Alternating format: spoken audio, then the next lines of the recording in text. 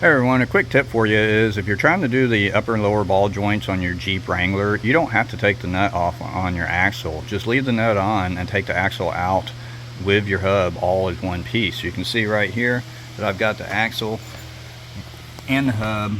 I left the nut on and it all came out in one piece. Now the backing plate will come off whenever you take the 3 bolts off from your hub, and then you just have to worry about your ABS sensor. Now you can loosen up your ABS sensor and kind of move it up and out of the hole. It's not going to come off until you get the hub out a little bit. So once that hub comes out slightly, the backing plate will become loose and you'll be able to take your ABS sensor off, and without having to disconnect it all the way up or wrap it around or anything else. You can see how it's just kind of dangling right here. But anyways, when you put it back together, just set it up there, slide it in, get your ABS sensor back in its position before you push it all the way in. I'm sliding it inward, basically right there where it's going. You can get the backing plate, go ahead and grab your ABS sensor, bring it up and around where it's going to come through the little hole right here on the side of the plate. Go ahead and stick it in there just to get it there.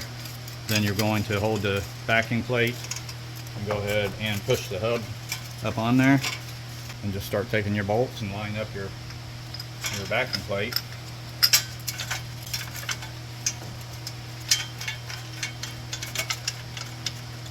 Start screwing it in. Then get your other 2 in and tighten them all up. So there's no reason to take the axle nut off whenever it comes off as a complete assembly.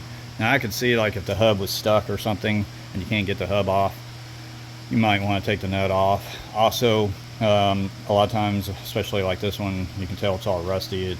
They go off-roading with it, so I'm sure the axle is probably frozen inside of the hub. It's just easier to take it apart like this and not have to worry about taking the axle out of the hub. You just take it out like this, and then like if you were taking this off right here, you just gotta watch your sensor right here. Once you pull it out just slightly, you'll be able to move the plate back and pull that sensor out, and then take your wire that way. So it's really simpler to do it like this. It's a little bit more weight, but it's simpler and quicker.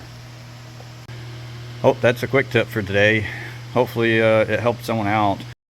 If you haven't already, hit that subscribe button for me, like it, share it. Stay tuned for more videos, and we will see you in the next one. Thanks for watching again, everyone.